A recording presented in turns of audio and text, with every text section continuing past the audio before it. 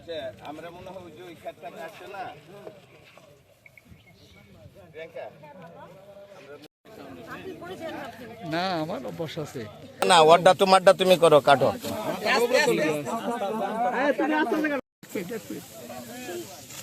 কৃষক চাচা ভালো হচ্ছে তো কাটা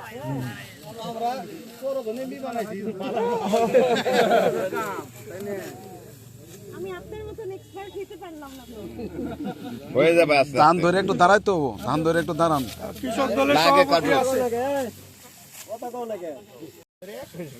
এদিকে খা। কৃষক ভাই আমাদের এমপি সাহেব তো ভালো কাজ এদিকে তাকান একটু হালকা করে। এই কথা কই না। এই কারণে কাটতে পারবে। মনির ভাই ছোড়া ধরে বাইন্ধে দিন।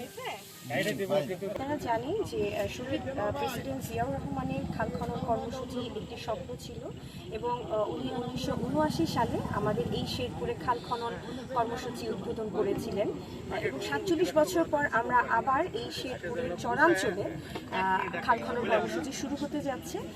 আমাদের দলের দলনেতা এবং বর্তমান প্রধানমন্ত্রী জনাব তারেক রহমান সাহেবের এই খাল খনন কর্মসূচি অন্যান্য সকল কর্মসূচি থেকে একটি আলাদা কর্মসূচি এবং অত্যন্ত ফলপ্রসূ কর্মসূচি এবং আমরা ইনশাল্লাহ অতি দ্রুত খাল খনন কর্মসূচির মাধ্যমে আমরা এই শেরপুরের চরাঞ্চলে মানুষের যে দীর্ঘদিনের ইচ্ছাটা সেটা পূরণ করব এবং আমি যেহেতু চরের মেয়ে সুতরাং চরাঞ্চলের এই যে এলাকাতে আমরা খাল খনন কর্মসূচি করব সেই এলাকাতে আমরা পরিদর্শনের জন্য এসেছি এবং এখানে দেখছি কৃষক চাচারা ধান কাটছে এবং তারা খুবই আন্তরিক খাল খনন কর্মসূচির জন্য। তাদের সাথে আমিও তাদেরকে কিছুটা সহযোগিতা করলাম।